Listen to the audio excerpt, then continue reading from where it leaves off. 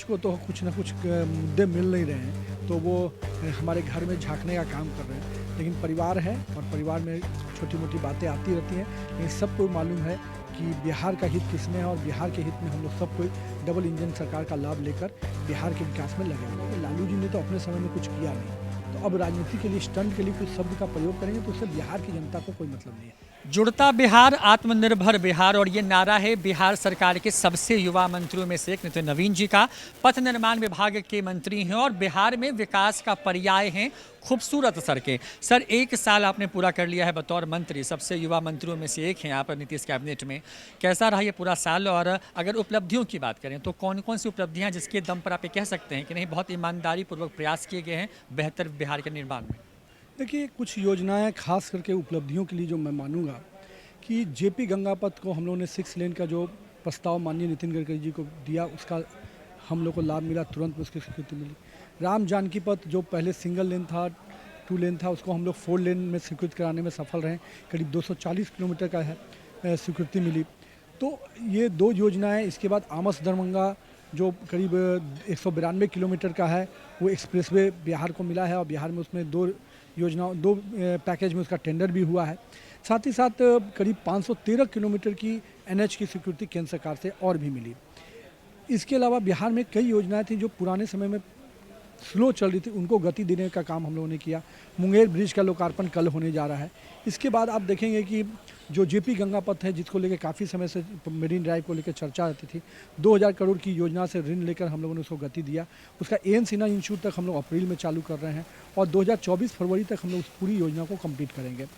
इसी प्रकार से पटना के अटल पथ को जेपी गंगापथ से जोड़ने का काम था, उसको 20 करोड़ की योजना से लैंड एक्विजिशन क्लियर करा के हम लोगों ने चालू कराया। अप्रैल में वो योजना जुड़ जाएगी। इसके पार से कोसी नदी का जो ब्रिज था फ्लोत वाला, फिर आपको पंडुका का एक ब्रिज हम लोग को मिला 200 करोड़ की योजना से केंद्र सरकार से। फिर सुल्तानगंज का ब्रिज हम लोग 22 जून तक कंप्लीट करने जा रहे हैं। तो ये तो पुराने काम और नए कामों का जो विस्तारीकरण हुआ। इसके बाद पॉलिसी में भी हम लोगों ने चेंज किया कि ओपीएमसी पॉलिसी बहुत अच्छा काम हुआ है, जिसके कारण पूरे बिहार में बिहार के सड़कों का एक सम्मान है। और उसी प्रकार से हम लोग ब्रिज के लिए भी मेंटेनेंस पॉलिसी ला रहे हैं, ताकि ब्रिज का एक मेंटेनेंस का पूरा एक प्रारूप हो, हेल्थ कार्ड बने। और हम लोग 2035 के रोड मास्टर प्लान का वर्कआउट कर रहे हैं। माननीय प्रधानमंत्री जी ने जो कहा था कि हम रोड को लेकर हॉरिजॉन्टल वर्टिकल डायरेक्शंस का एक क्रॉस कनेक्टिविटी बनाएं, उस मॉडल पे हम लोग काम करके 2035 के रोड मास्टर प्लान को लेके आ रहे हैं, जिसमें हर 40 किलोमीटर की दूरी पर, मतलब गाँव से, किसी भी गाँव से 40 किलोमीटर की दूरी पर कोई ना कोई 4 लेन सड़क गुजरे।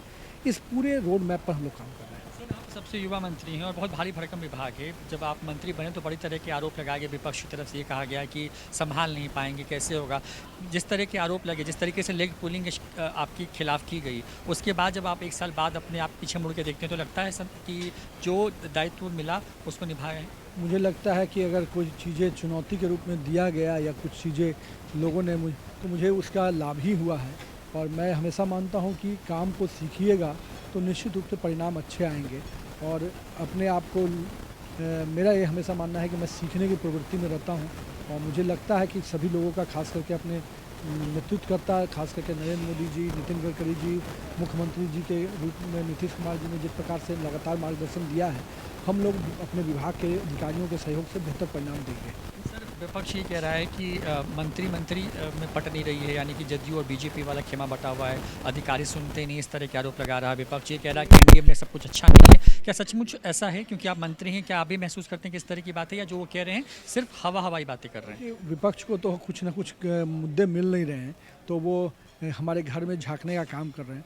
लेकिन परिवार है और परिवार में छोटी मोटी बातें आती रहती हैं, लेकिन सबको मालूम है कि बिहार का हित किसमें है और बिहार के हित में हम लोग सब कोई डबल इंजन सरकार का लाभ लेकर बिहार के विकास में लगे हुए हैं। सर, एक आखिरी सवाल, डबल इंजन की सरकार की आप बात कर रहे हैं, विशेष राज्य का मुद्दा जो है वो लगातार जो है वो उस पर बात हो रही है। लालू यादव ने भी कहा है कि किसी भी सूरत में बिहार को उसका हक मिलना चाहिए। आप मंत्री हैं, केंद्र में बीजेपी की अगुवाई वाली एनडीए की सरकार है, राज्य में बीजेपी सबसे बड़े दल के तौर पर एनडीए में है और राज्य को उसका हक नहीं मिल रहा है। क्या लगता है कि इसकी ज़रूरत है? बिहार को जिस प्रकार से लगातार सहयोग केंद्र का मिला है, जब 32% के फार्मूले को 41% का दिया, तो निश्चित रूप से उसका लाभ सीधे बिहार को, जैसे छोटे राज्यों को, गरीब राज्यों को मिला।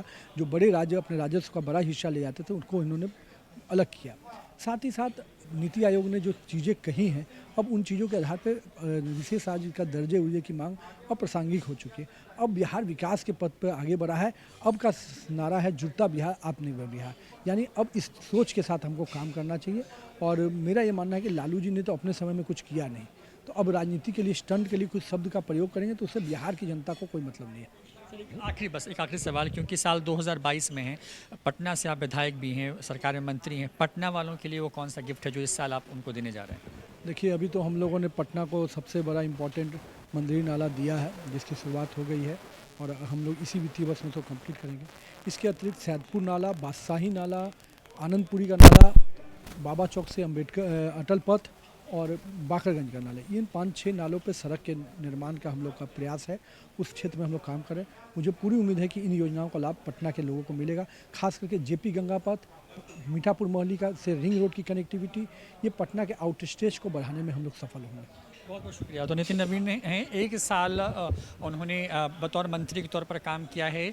जुड़ता बिहार, आत्मनिर्भर बिहार का नारा कह रहे हैं और विपक्ष पर भी हमला बोलते हुए साफ कह रहे हैं कि विपक्ष के पास कोई मुद्दा नहीं है, इसलिए वो बात करें। इनकी सरकार का उद्देश्य और जो मोटो है सिर्फ और सिर्फ विकास के रास्ते पर बिहार को आगे बढ़ाना है। विशेष राज्य के दर्जे की मांग का जो सवाल था उस पर साफ कह दिया है कि ये मांग अब गैर ज़रूरी सा है। बिहार विकास के रास्ते पे आगे बढ़ गया है और अब बिहार को उसी रफ्तार से आर्थिक मदद की भी दरकार है जो कि केंद्र लगातार मुहैया करा रही है। कैमरा पर्सन नीरज कुमार के साथ रोहित कुमार, न्यूज़ 4 नेशन, पटना।